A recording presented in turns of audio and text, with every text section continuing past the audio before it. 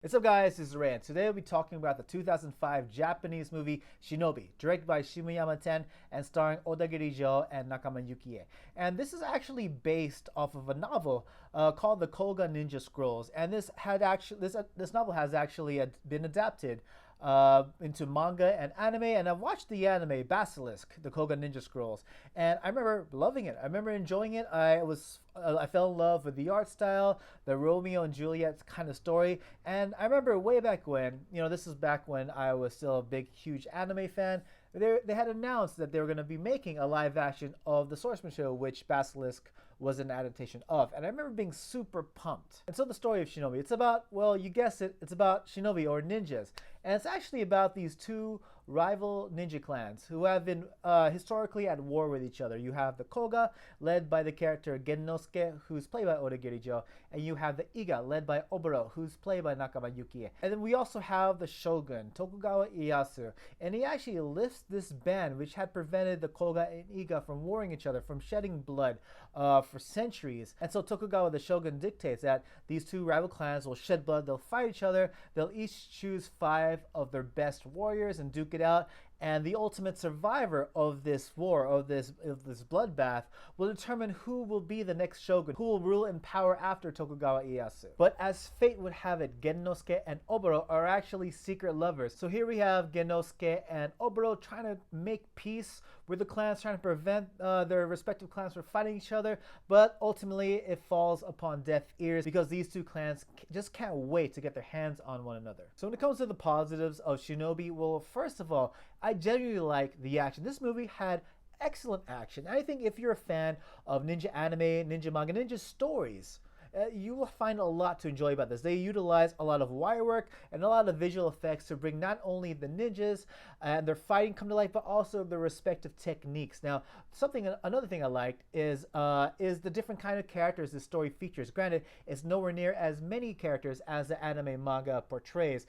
Here in this story, each clan chooses 5 characters each to represent their clan, so making it for a total of 10 unique characters. However, in the original source material, you had each clan choosing 10 fighters each. You had a total of 20 characters, all unique in their own ways, with different character designs, different techniques, different weapons at their disposal, and it was a whole lot of fun. Now, granted, Shinobi, like I said, doesn't feature as many characters, but the characters they do feature are interesting in their own right. And what I think that's kind of an interesting move is that some of these characters are actually combinations of maybe 2 or more characters in the source material. I guess they're trying to cover all bases of the source material. Well, not all bases, but as many bases as they can. And they even changed up some of the powers of these characters, I guess, to make them more cinematically interesting. Like the powers of Gennosuke and Oboro are way different than how they actually were in the source material. And I think for what it's worth, it worked out pretty well.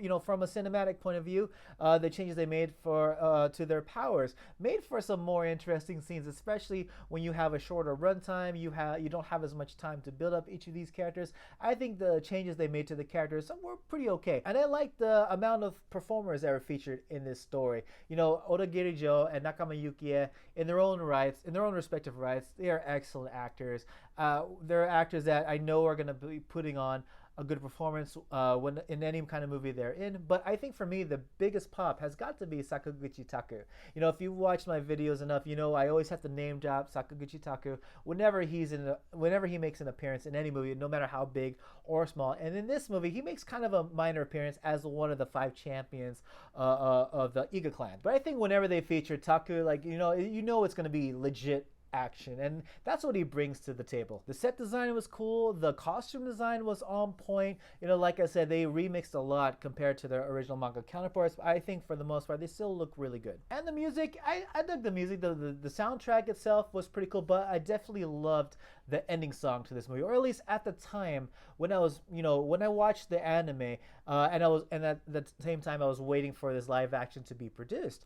I was a huge fan of Japanese music as well, and this movie features a theme song from J-pop queen Hamasaki Ayumi, the song Heaven. And even when I listen to Heaven to this day, I still like it. And for me, it's definitely a plus point here. And when it comes to the negatives of Shinobi, as I mentioned earlier, this movie doesn't have a whole lot of time to devote to 10 whole characters with its short runtime to make you care for them, to really feel for them, and even just to see their development. They're just kind of in there to occupy space, to kind of like, okay, we got this character here, we got this character here. And that's, for the most part, the reason why they included these characters. And you get introduced to these characters, you get introduced to their powers. You're like, oh man, this guy can change the appearance of his face to kind of sneak behind enemy lines. Oh, this dude is a master of weapons. Oh, this dude is like a beast man with some Wolverine claws.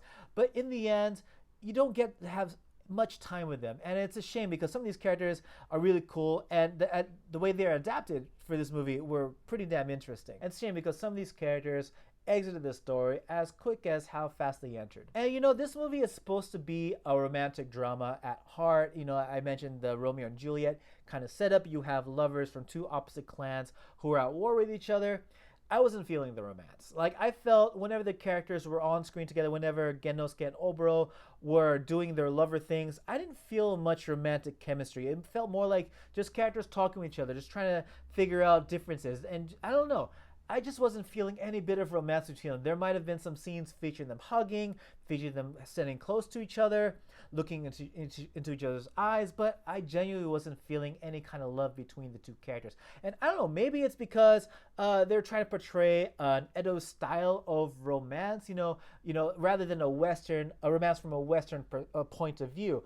Maybe it was that, but in the end, I wasn't feeling any of the romance. And it also felt like the way the story ended up, the way the climax was resolved, it felt kind of anticlimactic. Like, I don't know, I feel like it wasn't as impactful as it should have been. But overall, what do I have to say about Shinobi? I remember when I first liked it, I genuinely enjoyed the heck out of it.